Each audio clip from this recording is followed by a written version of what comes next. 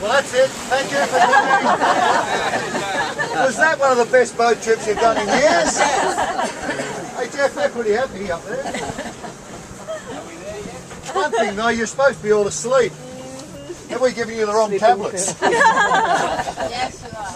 Sunscreen for anybody here? You're all done? All sunscreen? Excellent. Well, I suppose we should talk about something now we're here, shouldn't we? Yay! There's a little stone can, a brick can coming into view, just on that point there.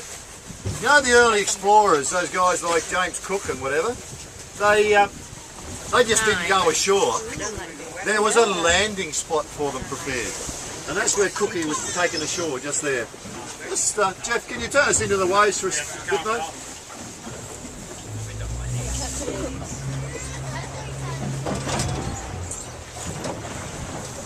I promise you this won't take long. Now what were we doing? Oh, I know. We're doing a boat trip. Rest around that corner, we head south. Beforehand, to set the scene a little bit with the history-wise, this is probably Australia's most historic sailing bays. When you talk about the early explorers. A fellow named of Abel Tasman, the Dutchman, sailed around that corner, 1642. He didn't actually stay, he sketched the bay and left. If he had to come in here, you would have seen people living here. They were part of the Nuinoni tribe. Were they wearing red jackets? What would these guys be wearing? Possum skins. Look, the Tasmanian Aborigines didn't use clothes really. In the winter they may have slung a kangaroo skin or a wallaby skin or something like that over their shoulders, but that was about it. They had a very rich diet. Just imagine, crayfish, abalone for breakfast. The kids, your job would be in the morning to go and get the cockles and the shellfish from around the shores. Yeah, the mussels and the cockles would be brilliant. Lunchtime, you might collect the swan eggs, and the mum might put a couple of swan on the barbie as well. Tea time, the fellas might have to produce a kangaroo, a wallaby, or a possum, and maybe a fur seal or two.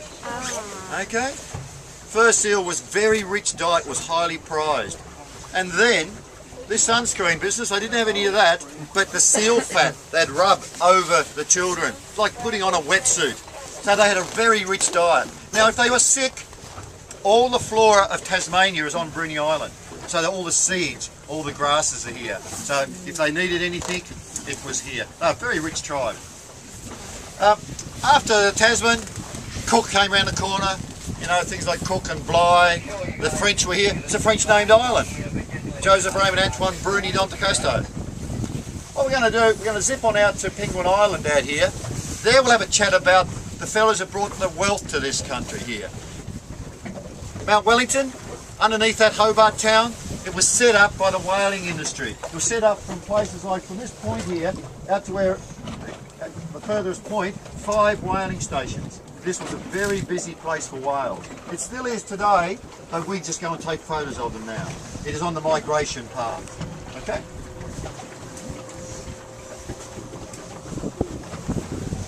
That'll do it. We'll zip on out there and then